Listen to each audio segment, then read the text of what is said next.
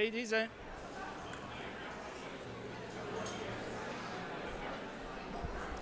and gentlemen, can you please be seated?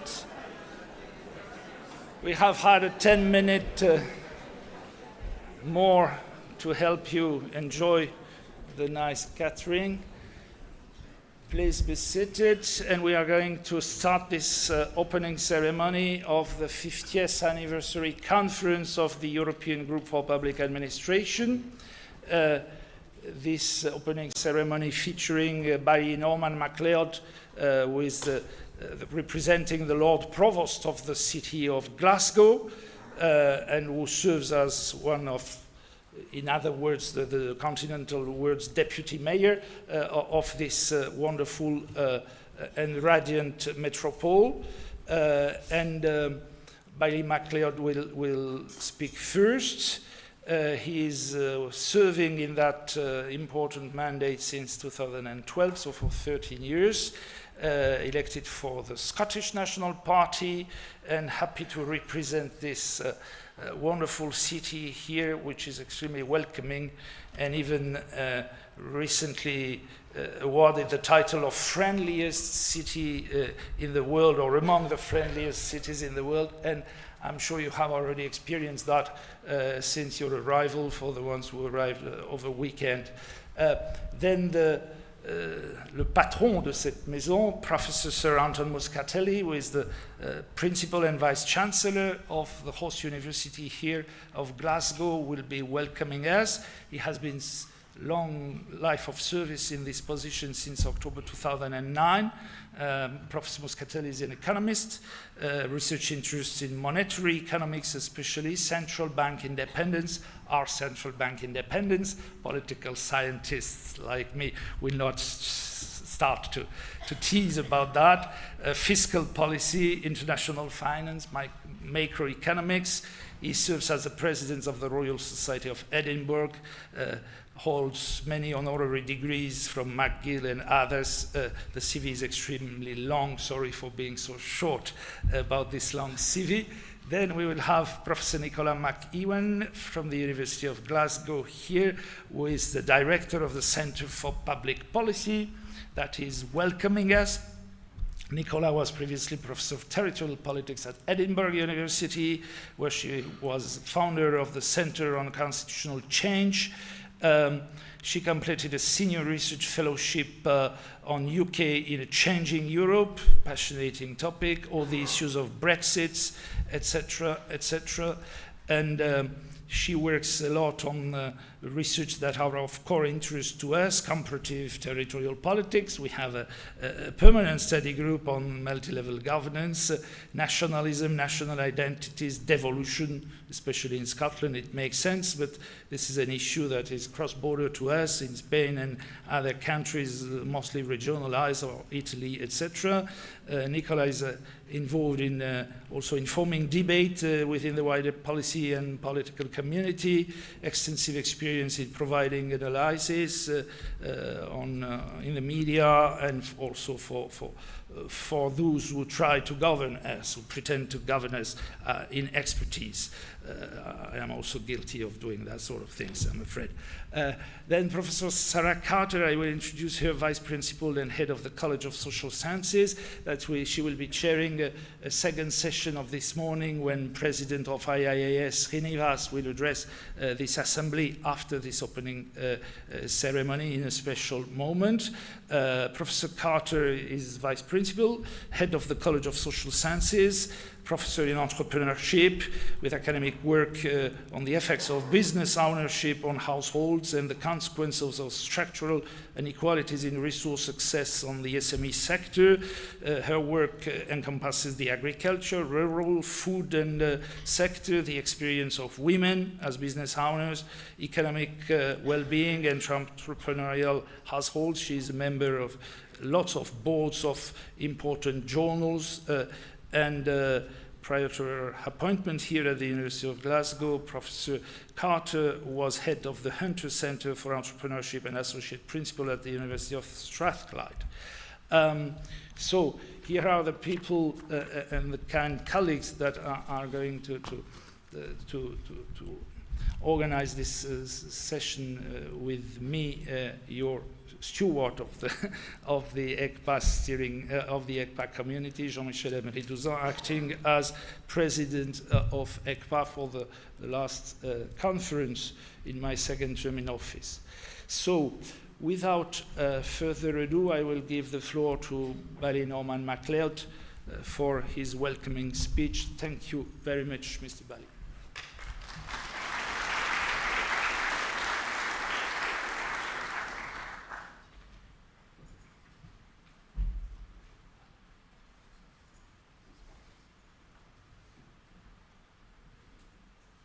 I'm very good at knocking over furniture, hence my retreat. Thank you for the applause. Not sure if I heard it all.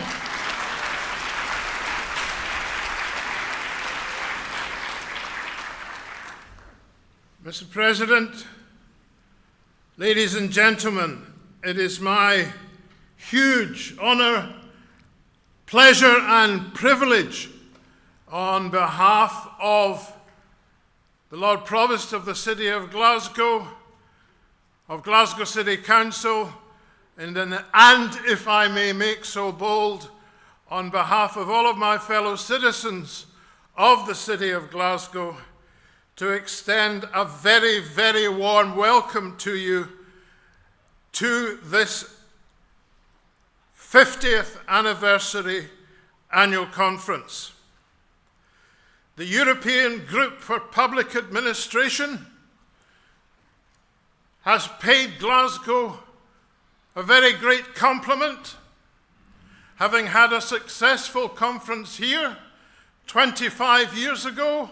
You have rushed back only 25 years on. Allow me to make clear, if you would like, we would like you to come back more often as you like.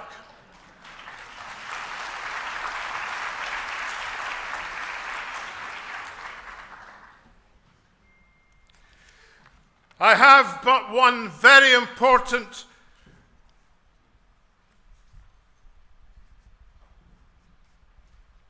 recommendation and warning to give to you. Should you find that you have lost your way in the wonderful streets of Glasgow, do not be afeared. Simply stop the nearest Glaswegian, who will have worked out by the fact that you're looking at a map or simply looking lost, that you require some assistance. And they will probably say to you something like, "Can I help? Are you lost?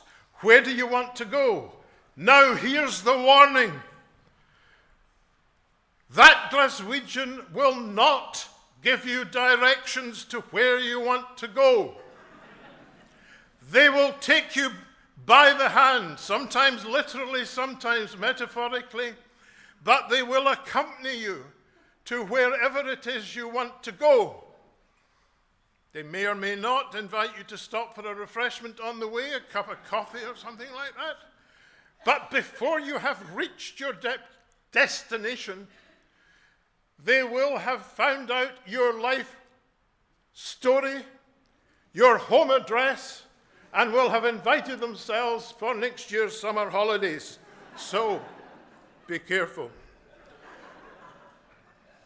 That's why, as the President said, one of the international travel guides was kind enough to say, only last year I think it was, and they awarded us with a sobriquet, that we, here in Glasgow, are the friendliest city in the world.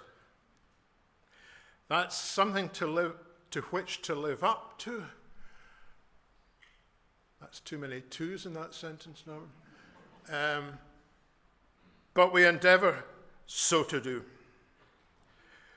We are rightly proud of the collaboration between our civic and academic institutions here in Glasgow to achieve the very best for our citizens, and therefore it's a happy occasion for me to thank Anton and all the people of the University of Glasgow for their continuing work for the city and their cooperation in that regard with the local elected representatives in the persons of the 85 local councillors. We know that as you will have found in your own particular forms of administration in your own countries, that critical thinking, creativity, and global cooperation is vital. All those working in the field which is that which you study know that the better it can be done, the more satisfaction for yourselves as those who deliver, and the better outcomes for the people whom we all serve.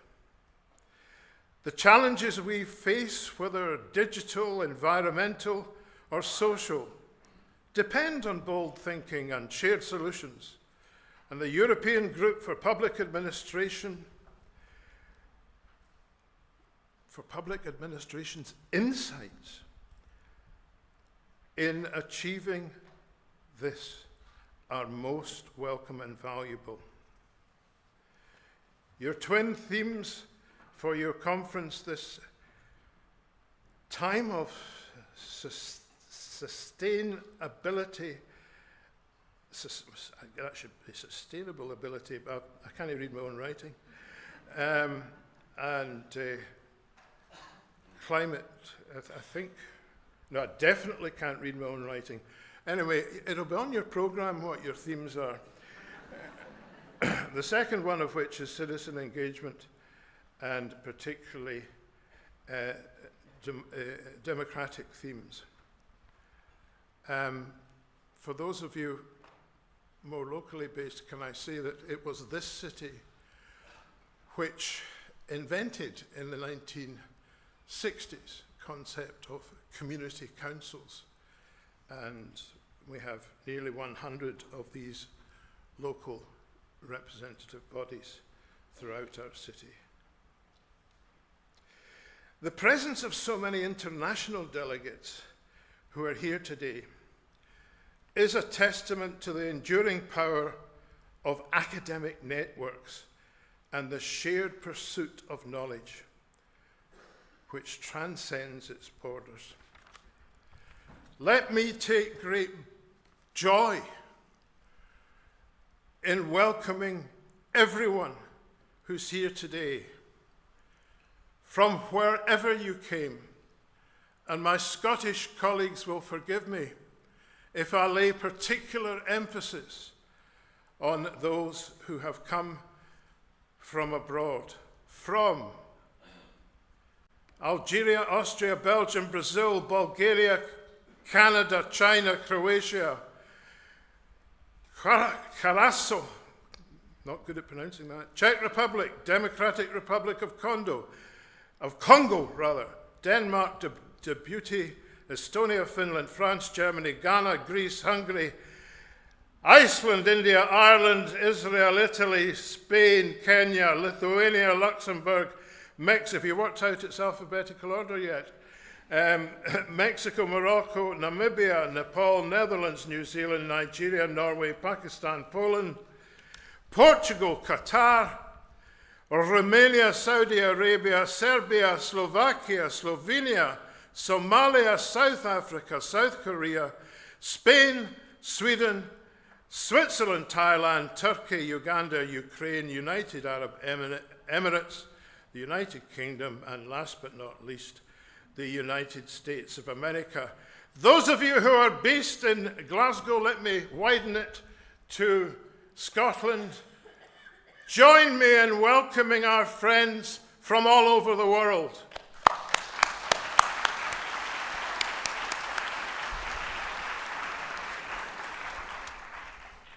The President is indicating subtly, you've had your 10 minutes, Norman. I'm nearly finished. Ladies and gentlemen, if we harness the very best from our public, private, and academic sectors, we will hope to ensure that Glasgow and all of your towns and cities and countries are well placed to seize global opportunities, to grow your economies, standing firm and continuing to believe in building positive partnerships for the future. As you engage in your discussions, presentations, and collaborations over the coming days, I hope that you also will take time to explore what Glasgow has to offer, from our world-class museums and galleries to our parks and open spaces, and cast your eyes up as you walk around at the finest Victorian architecture in the world. Thank you to the EGPA, to the University of Glasgow, to the organising committee chaired by Dr. Ian Elliott, to the Centre of Public Policy of the university. Thank you very much indeed for facilitating and bringing this conference to Glasgow. Thank you all for choosing Glasgow as the host city for this 50th anniversary, your important milestone. We are honoured, flattered, and delighted to welcome you back after 25 years away. And I hope that you all will have a terrific conference, that you will find this city indeed warm, friendly, and welcoming. And if this is your first visit to Glasgow, please let it not be your last. If you're returning, thank you for endorsing that you obviously must have had a good time before. I wish you well. Welcome to Glasgow. Have a fantastic conference. Thank you, ladies and gentlemen.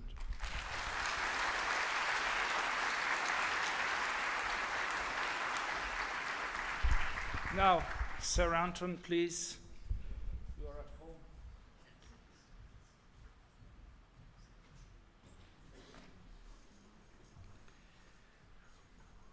Well, President Jean-Michel, thank you very much for those kind introductory remarks. And can I also thank Baillie Norman Macleod for welcoming me to the city. Actually, it's very difficult, always difficult to follow Norman on a platform, because anything I say will always be understated. He's such a wonderful advocate, as is all of our elected representatives for the city of Glasgow. But good morning, everyone, and good morning and welcome to the University of Glasgow. As principal, it is a real pleasure to welcome you all to the university for this year's special landmark EGPA conference, marking, as we've heard, 50 years of learning, of collaboration, of impact in the field of public administration. We really are very honoured, as Norman said, to be hosting this milestone gathering, and I extend a warm welcome to the delegates from across the world that have joined us today. The University of Glasgow has, of course, a very proud and enduring tradition in public administration, research and scholarship. Over the decades, our institution has been home to some of the most influential thinkers in this field, from Bill Mackenzie to Andrew Dunsire to Christopher Hood to Barry O'Toole and many others, scholars whose work has shaped not only academic discourse, but it really has had a major impact on the practice of governance and the practice of public service. And their legacy is not simply one of academic rigor, but of civic engagement. And that legacy stretches back even further to another very well-known figure in the University of Glasgow, I would say, is Adam Smith, whose tercentenary we celebrated just a year or so ago. And Smith's reflections on institutions, on justice and the public good are still very relevant today. His work reminds us that scholarship must be rooted in society, and indeed in our pursuit of knowledge must carry a strong civic mission. And that mission continues to be central to my university today. We were founded many years ago in 1451 as a medieval European university to serve the city of Glasgow and its people. And we as a university remain absolutely committed to that civic purpose, translating world-leading research into real-world impact and contributing to the social and economic success of our communities. And I appreciate I only have a short period with you, and some of you will know the university well, but many of you will not. So let me just give you a couple of examples of what we're doing in the area of economic development, but also public policy, which hopefully relates to the work that you're thinking about. One example of our civic mission in action is our Glasgow Riverside Innovation District, or GRID as we call it. And this is an ambitious tripartite partnership between the university, between ourselves and Glasgow City Council, and indeed Scottish Enterprise, which aims to transform a historically industrial area into a vibrant hub for health innovation, precision medicine, critical technologies, entrepreneurship, but at the same time tackling some of Scotland's most pressing socio-economic challenges and indeed health challenges. You might think you're in a very affluent area here in the west end of Glasgow, and we are, but actually GRID stretches across the river to some of the most socio-economically deprived areas of Scotland, and we believe it's our mission and our duty to bring what we do here in terms of research into real innovation and economic development. And we take a whole systems approach to this. We bring together innovation, our academics, entrepreneurs, industry and community, and channel investment, both from our own resources, but more importantly, leveraging resources from the private sector. We're helping to revitalize brownfield sites, forging new collaborations with public services and global companies. And GRID is helping to ensure that innovation delivers real benefits for the people of the whole of the city of Glasgow and indeed well beyond. For instance, our flagship GRID project is the creation of a new health innovation hub just on the other side of the river in Govan. It will be at the heart of precision medicine and cutting-edge life sciences to co-locate academics, industry and startups. And it's bringing around 400 jobs to what is an area that does need that economic development. I strongly believe that as a global university, we also have to be a civic university, and innovation and discovery are absolutely in our DNA. We pride ourselves on being the world-changing university. Another way we're living these values is through an initiative called Glasgow Changing Futures, which we launched last year, which is a strategic institution-wide investment to strengthen our capacity to address the most complex societal challenges. And this brings together all of our 4 colleges and all of our academic schools, bringing together disciplines, professional services, and external partners to accelerate progress where it's most needed. And we do believe that universities are uniquely placed to shape the future. For over 570 years, this university has been doing just that. And today we face interconnected global challenges, as we've just heard, climate change, resource depletion, widening health inequalities, that really do demand powerful collaborative interventions grounded in research, but across all the disciplines. So Glasgow Changing Futures is that framework that we're using to drive systemic change, both within the university but beyond. Now, public administration and public service are absolutely essential, of course, to delivering some of that change in policy. And that's why we established the Centre for Public Policy less than 2 years ago. And the director of that centre, the inaugural director, Professor Nicola McEwen, will say a bit more about this immediately after me. But it's really central to the whole university. It's not just a centre within the College of Social Sciences. It's there to serve our commitment to public policy across the university. It involves working collaboratively with the policy community, locally, nationally, and internationally, ensuring that our academic expertise is not just accessible, it's relevant, it's responsive to the challenges facing governments and communities. And these efforts have already begun to shape policy conversations and capacity building efforts across Scotland and the UK. The Centre's work has helped to build on our close partnerships with Glasgow City Council, with the Scottish Government, with the UK Government, and these relationships represent our shared civic purpose and our contribution to evidence-based policy making. And no doubt, Nicola will say a bit more as I say. And your conference theme this year, EGPA at 50, Prospects for Public Administration Across Europe, really does invite us to reflect not only on the past, but on the future.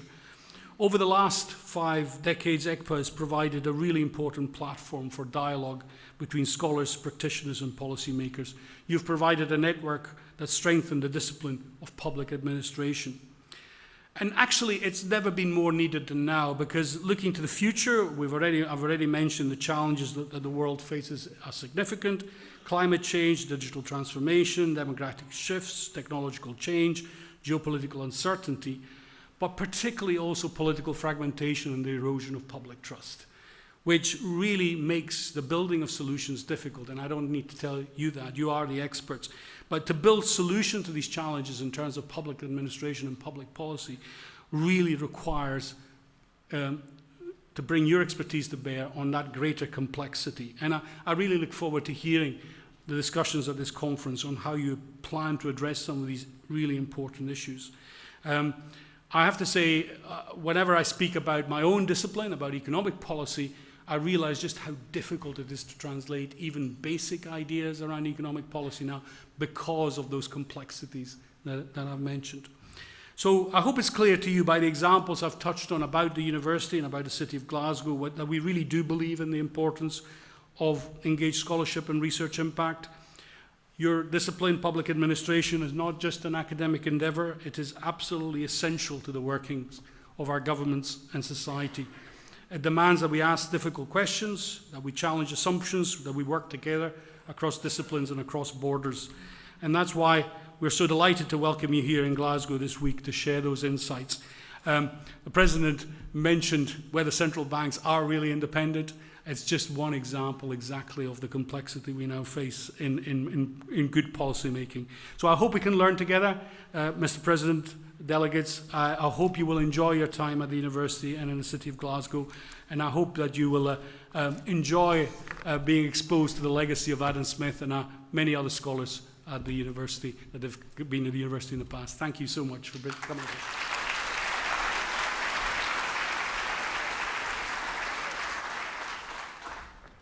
Nicola, please.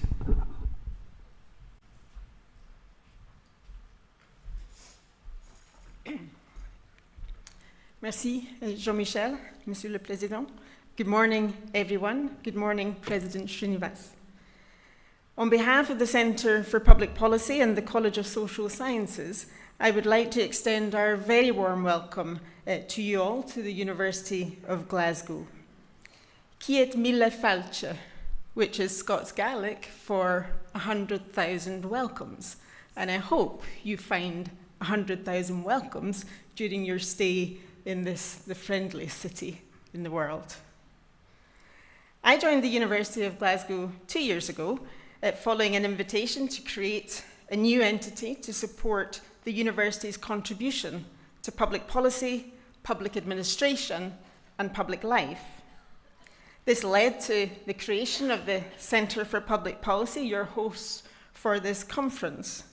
So the Centre is a relatively new entity at the University of Glasgow, but it's a reflection of the university's historic civic mission that Anton spoke about, and its commitment to public service that runs throughout our teaching, our research, and our engagement.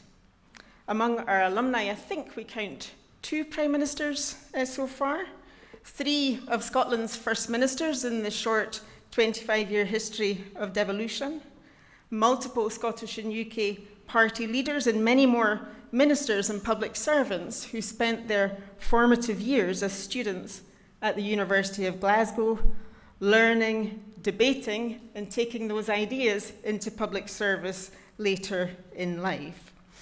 And from working with the local communities to governments nationally and internationally, we strive to ensure that our scholarship contributes not just to knowledge, which of course is really important, but to also making the world a better place.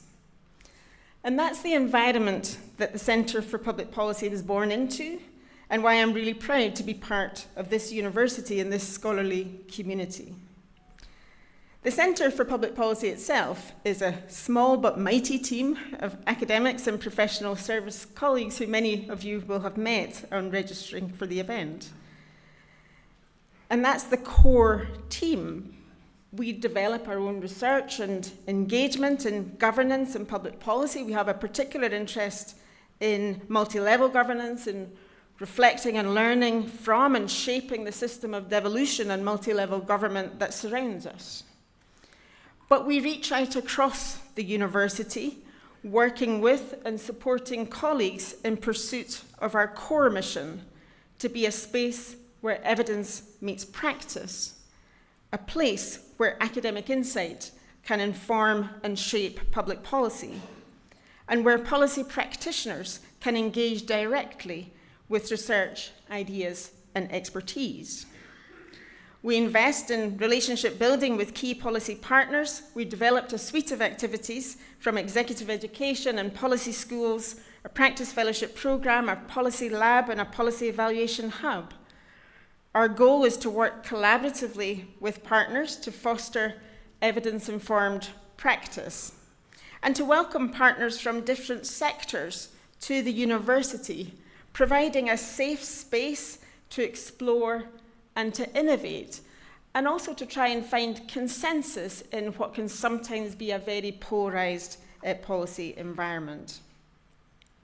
A place where academic expertise can be married with practice challenges so that we can work together in the face of the policy and governance challenges of today and the years to come. So in probably around 18 months since we were established, I think we've established ourselves as a core part of the university's ecosystem and continue to build connections with the wider policy community nationally and internationally.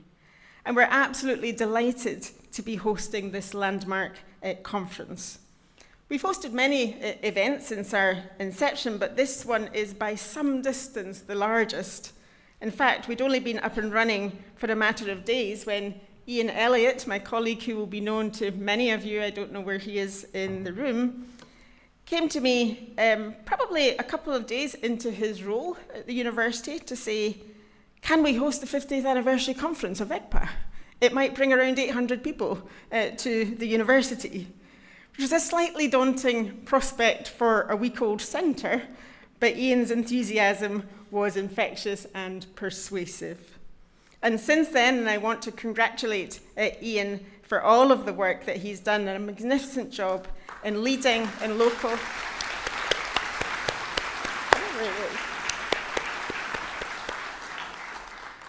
He's led the local planning and the delivery, helped massively by the energy, creativity, and commitment of our wonderful team at the Centre for Public Policy. And Ian has also worked alongside a stellar cast of academic colleagues on the local organising committee, including colleagues from the Adam Smith Business School, the School of Education, the School of Law, and the School of Social and Political Sciences. And as ever, the academic team has been ably supported by our professional services colleagues from the College Research Office and the Government Relations team here at the university. A massive, massive thank you to all of you who have helped us to prepare for the conference.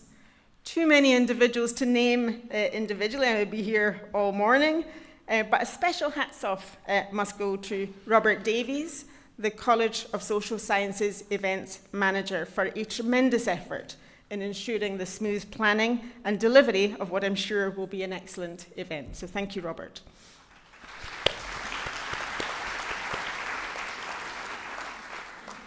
That local organisation has been helped enormously by the support that we've been given by the EGPA Steering Committee, led by Jean-Michel, and the entire team at the International Institute of Administrative Sciences.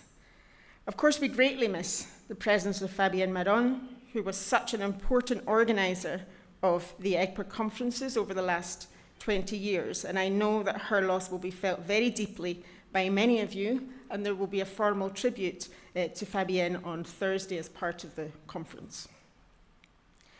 So I hope you enjoy the rich programme of panels that the organisers have put together, and that we have the opportunity to meet together in the plenary sessions and over drinks and dinner in what I promise will be absolutely splendid surroundings. I hope too that you enjoy the opportunity to explore and enjoy the city. This is a special year for Glasgow. It's 850th birthday, no less. Back then, Glasgow was a small religious township, but the granting of borough status 850 years ago gave it the right to trade, to hold markets, and marked the birth of its public administration. And today, as Scotland's largest city, it's tremendously important in the governance of Scotland, and increasingly a seat of public administration for the UK government too. The Cabinet Office, one of the the biggest departments of the UK government, has its second headquarters in the city of Glasgow. We're also very grateful to Glasgow City Council and to Glasgow Convention Bureau, which is a bureau of expertise that the city offers to those hosting conferences, for their extraordinary support for this event. Thank you very much. And thanks to all of you for being part of this week with us and for the work that you do to advance public administration and public policy across Europe and around the world. President Srinivas spoke of his mission for the future of the IIAS as built upon collaboration without borders, knowledge without boundaries, and governance without exclusion. That's absolutely something that we can get behind here at the University of Glasgow. We look forward to getting to know each other, to learning from you, to collaborating with you, not just this week, but in the months and the years to come. So on behalf of all of the organising committee, it is our pleasure and our privilege to welcome you here. Enjoy the conference.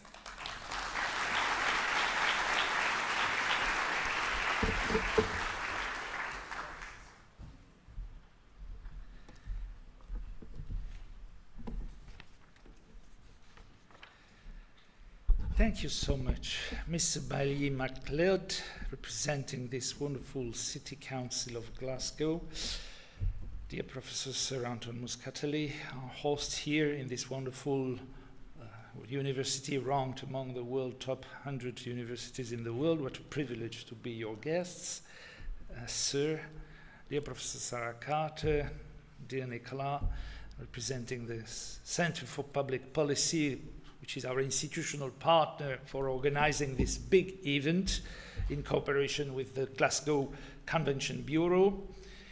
Dear Ian, in the back over there, my partner, my friend, who courageously embarked with us 2 years ago in this common project without knowing quite how it would unfold.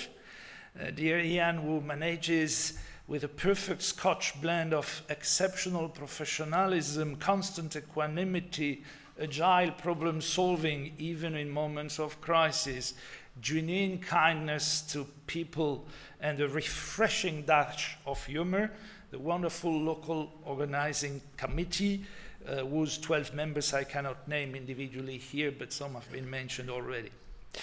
Dear President of IIAS, State Secretary Srinivas, dear colleagues from the IIAS administrative team, especially Steve Troupin in particular, who has worked so hard with me to prepare this conference hand in hand with Ian and the local organizing committee, dear past presidents of EGPA present in this aula, my friend Geert, my friend Eduardo, my esteemed colleagues of the outgoing EGPA steering committee, whose term, like mine, comes to an end with this conference.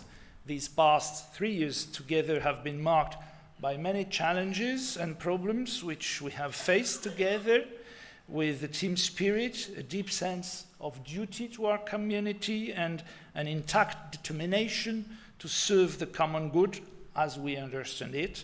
And I want to naming you in alphabetical order, dear Elke Loeffler, dear Maurice Makatek, dear Francesca Manes-Rossi, dear Ines Mergel, dear Mirko Noordegraaf, dear Luisa Neto, dear Marius Proferio, dear Eckhard Schröter, dear Bram Verschuur.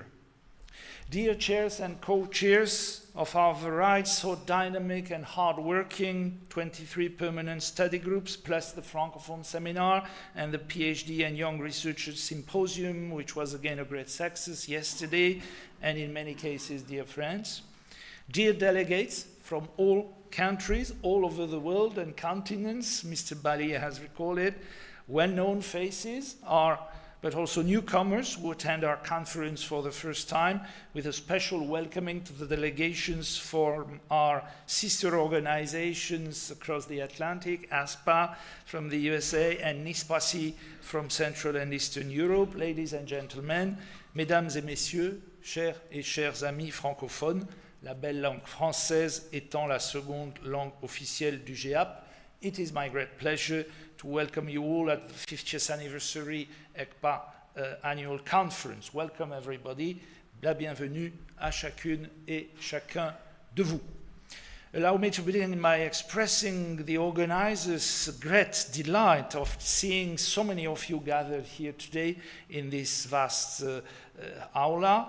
Last year, conference hosted by Pantheon University in Athens. We have Greek colleagues represented here, welcomed over 550 delegates on site. It was already a sort of Olympic record in Athens, but yet 2025, we do much better in Glasgow. These figures tell you the success, and the great success certainly explicable by the great attractiveness of vibrant Glasgow and of Scotland, by the favorable timing of the conference in August, and of course the special significance of an anniversary edition.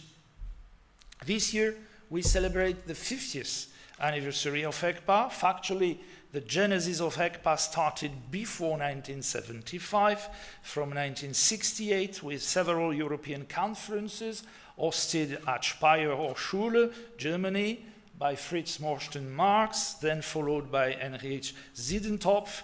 It is in 1974 that a group of founders composed of Arne Lehmanns, Sabino Cassese, Neville Johnson, Frederick Fernand Ridley, Kauko Siponen, Jerzy Starosiak, Klaus Hönig, and others agreed to establish the EGPA. This officially started operating a year later, in 1975, as a small and vivid network of passionate researchers based in Brussels in connection with IIAS. The first EGPA conference took place in Warsaw, Poland, when it was still behind the Iron Curtain, to assert Europe's unity. Our first long-serving president was Arne Lehmanns from 1975 to 1987. Since then, the successive presidents were Sabino Cassese in the 80s, Hugo van Hassel, Jacques Ziller, Ignaz Schnellen, Werner Jan, 2001-2004, Gerd Burkhardt, 2004-2010, Wim van de Donk, 2010-2013. He cannot be join us here, but he's sorry for that. Eduardo Ongaro, present in the room, 2013-2019, and me since 2019, the Belfast Conference. I cannot evoke the names of my predecessors without honoring the cherished memory of my dear friend, our dear friend, Fabienne Marron.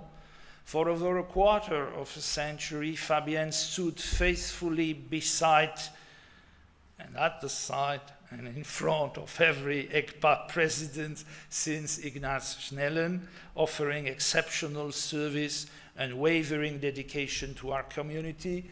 She was quite simply the true pillar of EGPA. Fabienne tragically and unexpectedly passed away between last Christmas and New Year while working from home alongside Jan and myself to set this very event on the right course. It is to her that I dedicate this entire conference.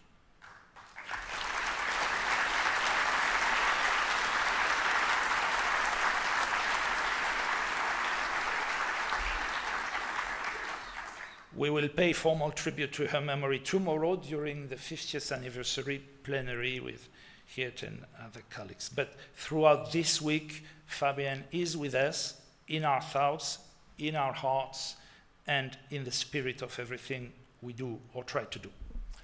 Over the past 50 years, EGPA has grown and flourished thanks to the dedication of its successive steering committee members and to the tireless commitment of the hundreds of co-chairs that have led our permanent study groups.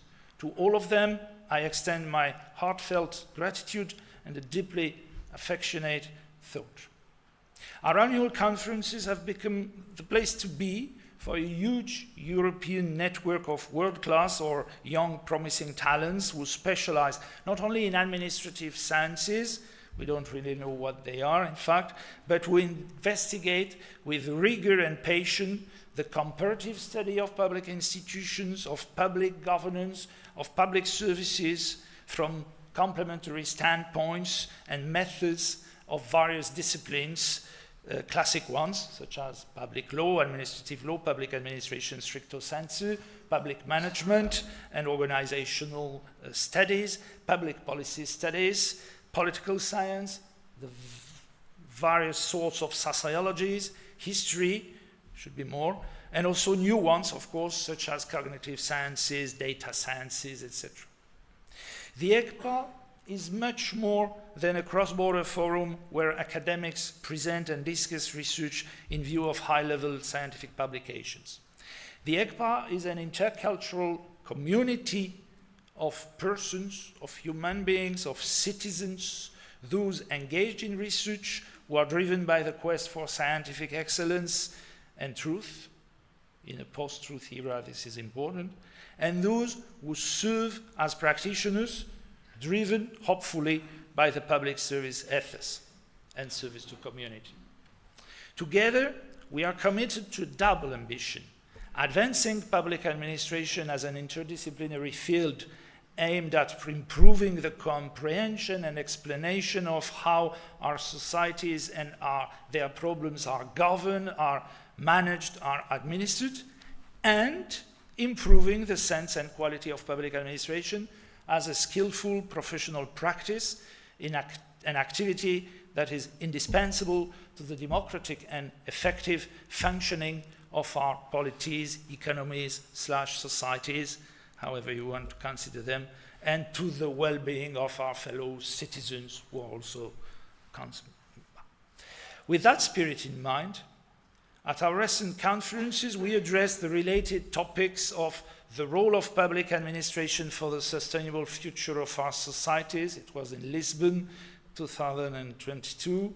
Then steering European Union through polycrisis storms in Zagreb, 2023. Indeed, since the beginning of the present century, the EU, its member states, and the wider European continent have experienced very turbulent times, including major environmental, economic, institutional, geopolitical crises, which we faced with courage, agility, resilience. These perma-crises challenge our governments and the capacities of our public institutions to continue delivering high-quality public services through crisis and afterwards to our citizens. They must do so in a constant, adaptive manner without compromising the quality of government or the rule of law, Rechtsstaat, État de droit. Last year in Athens, the cradle of democracy, we focused on strengthening democratic governance for better public policies and services. In our turbulent times, we face severe democratic backsliding and concentration of power in many countries. In other countries, we see a strong demand for renewed democratization through more participative and even deliberative democratic systems to truly co-create public policies.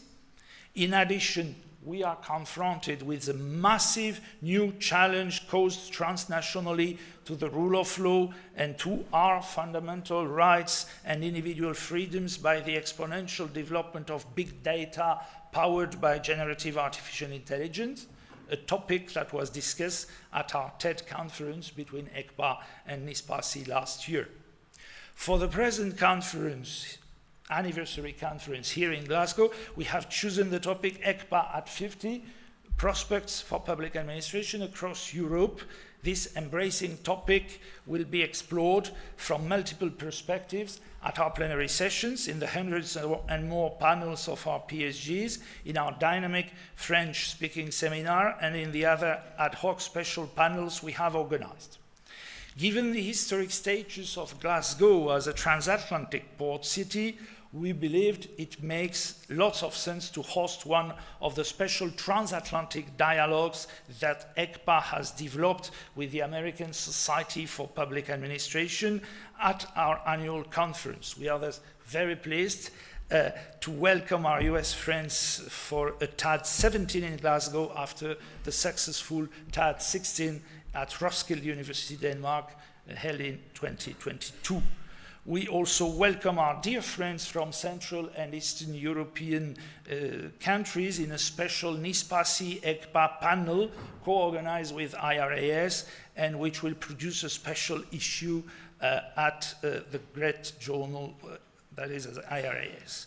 And we welcome, of course, our colleagues from Asia in panels dedicated to topics of common interest, as we did at our previous conferences, especially colleagues from Japan at a special panel. All of this promises to be a vibrant conference, enriched by the wonderful evening events our gracious hosts have prepared, featuring bagpipes and fine arts, and I'm sure we will all enjoy it very much. Dear colleagues and friends, this is the last time I address you all as EGPA President. An opening ceremony is not the right moment for a farewell speech, and I am far too young, I think, to take my final bow. We will continue to see each other here and to work together.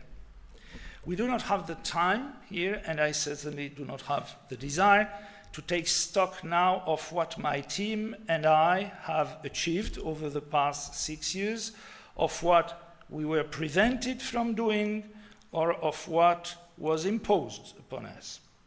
Likewise, it would be most inelegant to impose on a captive audience a one-sided speech about the serious governance challenges that compelled my team and me in good conscience to take bold initiative and invite you to co-create something new.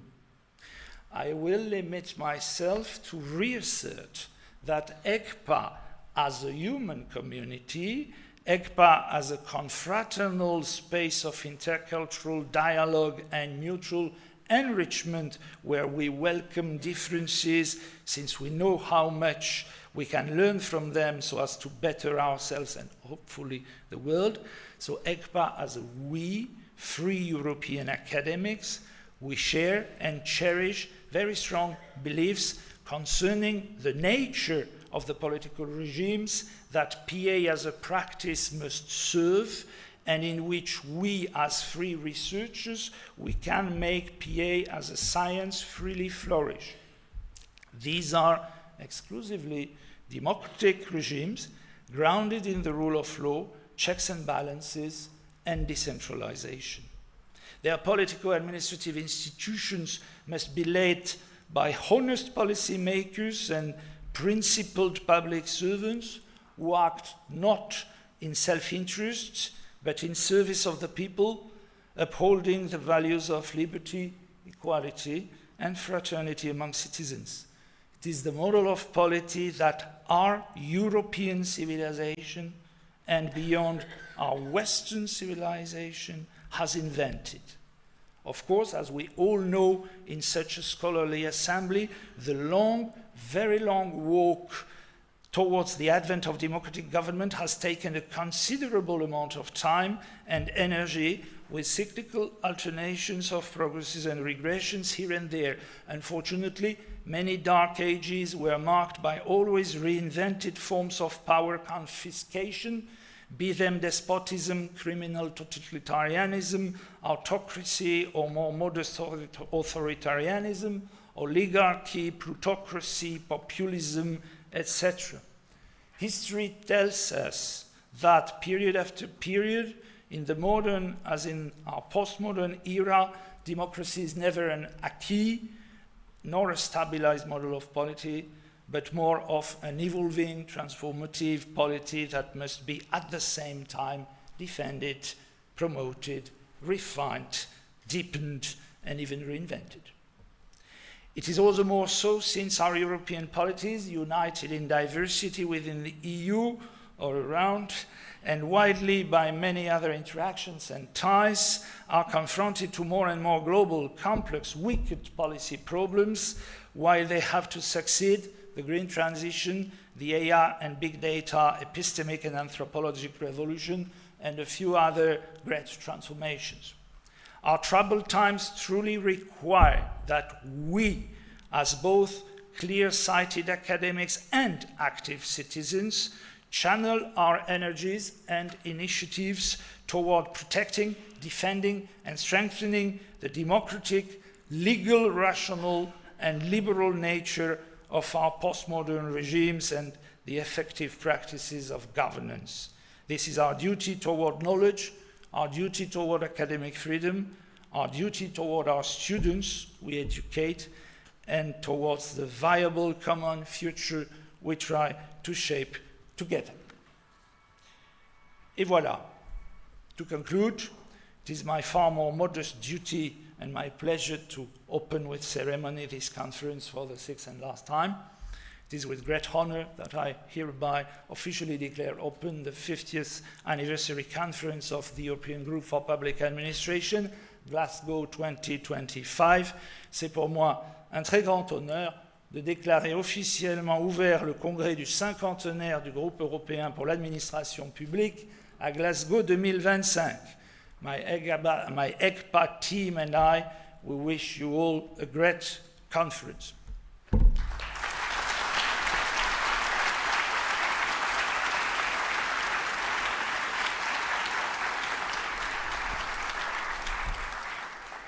Now I think we'll turn to Sara Carter, who will chair the session when the IIAS president wants to address you, and there are trophies there that should be offered, so please take the floor.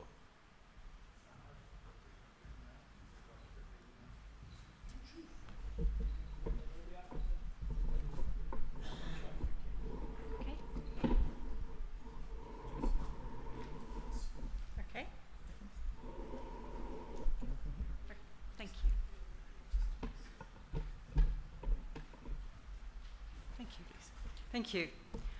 Ladies and gentlemen, President Jean-Michel, it's my very great honor to welcome the President of IIAS, Mr. Srinivas, to the University of Glasgow. Mr. Srinivas is the Secretary to the Government of India in the Department of Administrative Reforms and Public Grievances, and brings to the presidency an extensive and distinguished career in public administration in India and internationally.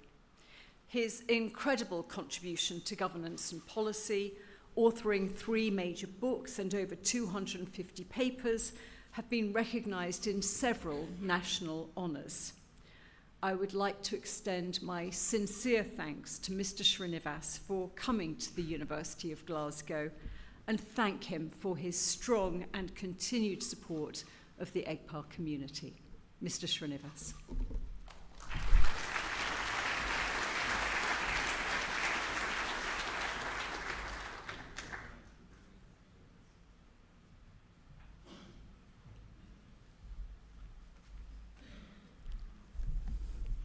Distinguished President of EGPA, Professor Douzans, distinguished colleagues, Baillie Norman Macleod from the Glasgow City Council, Professor Anton Muscatelli from the University of Glasgow, Professor Nicola, the Director of the Center of Public Policy, Professor Sara Carter, thank you for the wonderful introduction. Past presidents of EGPA, Professor Geert Bouckaert, a legend himself, Professor Eduardo Angaro, the Director General of the International Institute of Administrative Sciences, and distinguished colleagues.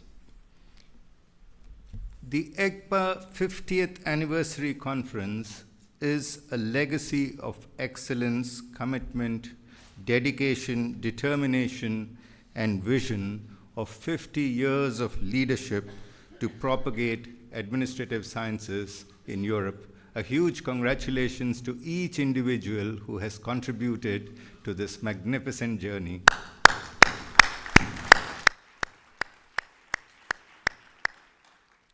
The successful conduct of this conference is a testament that the best manifestation of the conference theme, Prospects for Public Administration in Europe, which as a science burns bright with thousands of scholars, researchers, publications for modernizing state policies. So let me present to you briefly on my views on how the role of EGPA in a global context can be taken forward. Next slide, please.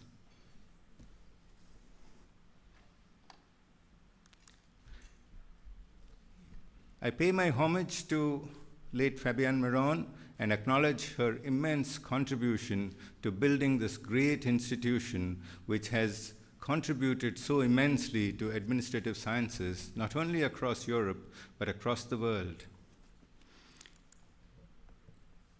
My presentation is broadly divided into this: the contribution of EGPA to administrative sciences, the mandate of the International Institute of Administrative Sciences and contribution, the vision for 25 to 28 on which the Indian presidency was formulated, the next generation reforms that can be propagated through EGPA across nations of the world, and EGPA at 60, how do we view the next decade of EGPA and what are the reforms? Professor Douzans has referred to the glorious history of EGPA, which is a phenomenal organization of cultural, functional, and institutional excellence, linguistic diversity, a truly multicultural organization with conferences in August or September every year, and alongside a national identity, there's a European identity, there's also a global identity with so many countries participating in today's conference. The transatlantic dialogue, the trans-European dialogue, the Euro-MENA dialogue, and in fact, the future perspectives of European public administration have deep roots into the past that has been built. And I did have the opportunity to go at great lengths to the publication of EGPA at 40. And as we look forward into EGPA at 60, it can be an institution for tremendous excellence in public administration across the globe. A brief history of what EGPA's milestone moments: 1974, the Speyer Conference, when Professor Arnie Lemens brought together the entire public administration, scientists across Europe. Then the establishment of the permanent study groups, the post-Cold War developments. Thereafter, the formalization of the study groups, the doctoral education and the PhD symposium being established. Then the digital age, which set in the 2000s, and of course, this magnificent conference under the leadership of Professor Douzans that we have set up.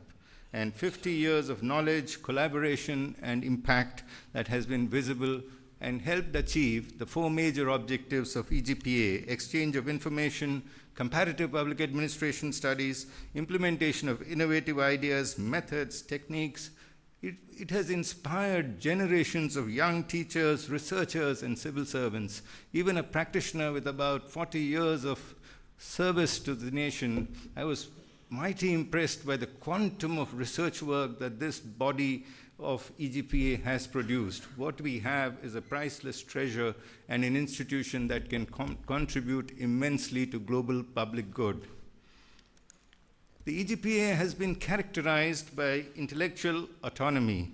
It also has the permanent study groups which continuously have propagated and contributed to the intellectual agenda, and academics and practitioners bringing synergy, bridging theory, and real-world applications.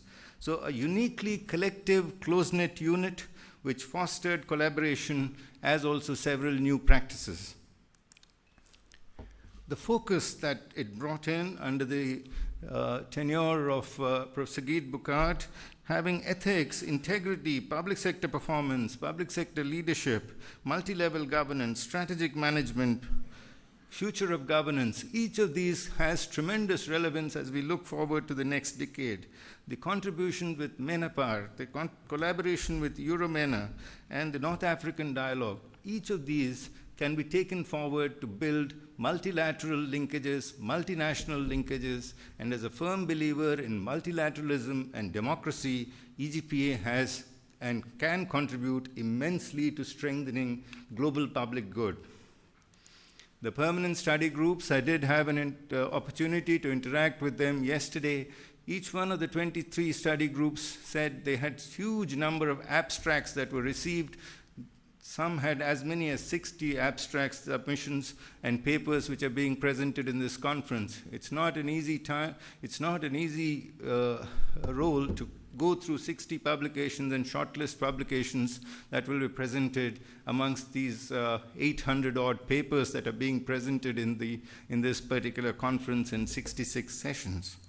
The accreditation in European public administration brought a level of uniformity, and there are many features of this which flowed into the IIAS itself, an institute with almost a 100-year legacy.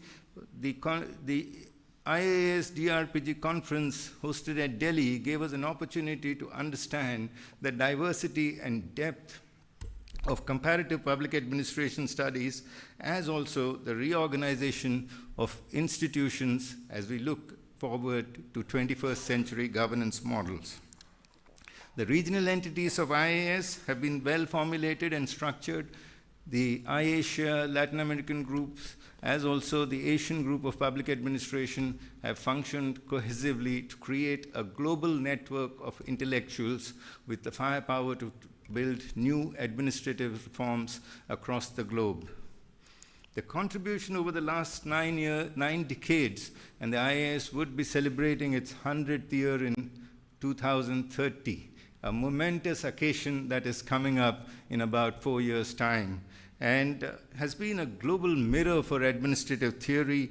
Publications of highest quality like the IRAS, which have taken forward and presented some of the great intellectual minds on public administration.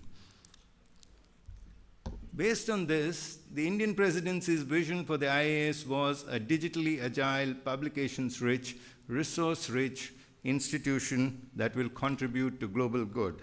And in pursuance of this agenda, we have taken forward, after the transition meetings, the Council of Administration passed a major resolution on the future of EGPA in terms of publications, as also in terms of streamlining and reorganization of the Secretariat to service the organizations. We have restructured the Finance Committee, as also the digitally agile one with documentation of the history of IIAS and a communication strategy that plans to reach out to every individual who's interested in administrative sciences. Documenting the history of IIAS, an institution with a 100-year legacy, is not easy. We have put together an editorial team of Professor Andrew Massey and Professor Stephen Fish, and the chapterization work on this subject is being undertaken.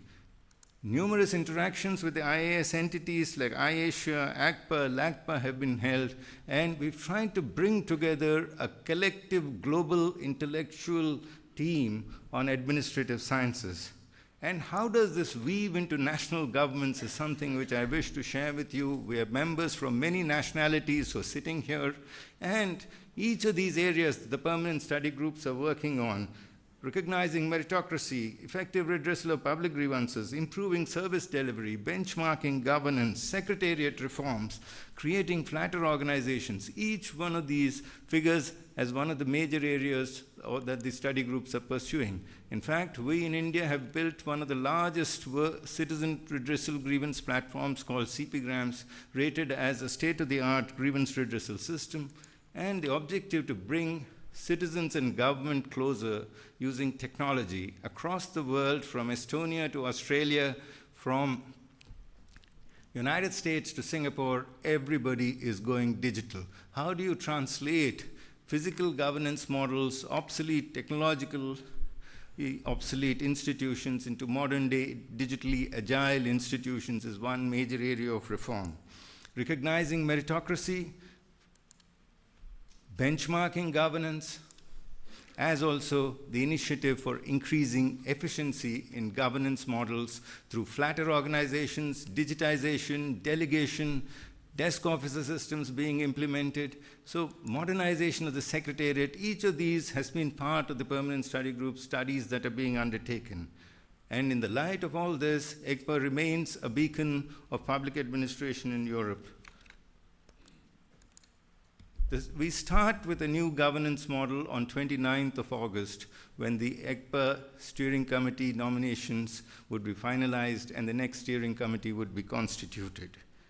The EGPA remains deeply committed and dedicated for strengthening the PhD chairs, and I will outline the vision of EGPA at 60 in pursuance of our discussions yesterday in the steering committee as also with the PhD chairs.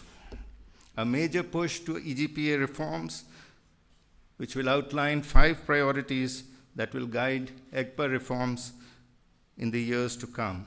The first is autonomy and knowledge dissemination. Scientific autonomy has been one of the defining marks of EGPA, and we will strive to strengthen EGPA's self-determination scientifically, administratively, and financially. A reorganization of the Secretariat as a service unit to the entities with a new executive secretary position dedicated to the EGPA and financial delegation with specific resource commitments to permanent study groups and research support. Conference reforms was a major theme that we discussed yesterday, and we will work to lower conference participation costs, making conferences accessible and inclusive. Further, the reforms will be carried out with the newly elected steering committee, ensuring that future design of conferences reflects the priorities of the community as a whole. Dedicated allocation of resources to PhD students and emerging scholars, recognizing that they are the future of the community. The outreach to the transatlantic and the trans-European dialogues and MENAPAR will be enhanced, and EGPA would consider introducing awards and other forms of recognition to major outstanding contributions for high-quality research. Today at 2 p.m., the new steering committee list of valid candidates would be announced. This would usher in a new phase of governance for EGPA, and we look forward to working closely with them. The internationalization of the European core, where EGPA has its roots in Europe but global in outlook, would be pursued. The EGPA at 60 manifesto is not a list of promises. It's a vision for the future of EGPA, a stronger, more autonomous, more inclusive, more democratic, and more internationally relevant community. With this objective in mind, let me announce that the next EGPA 2026 conference would be held in Rome, organized in close collaboration with the Sapienza University of Rome from 24th to 27th August 2026. We stand today at the most successful EGPA conference in history, thanks to the enormous hard work of the University of Glasgow, the leadership of Professor Nicola and Professor Ian, with nearly 800 participants on site. Looking ahead, the ambition can be even bolder, to gather 1,000 European and international participants at the next event. The future of EGPA will be built on its proud history and also the courage to innovate. Together, we will ensure that the EGPA remains the voice of European public administration, rooted in Europe, connected to society, and reaching out to the world. Thank you very much. Thank you.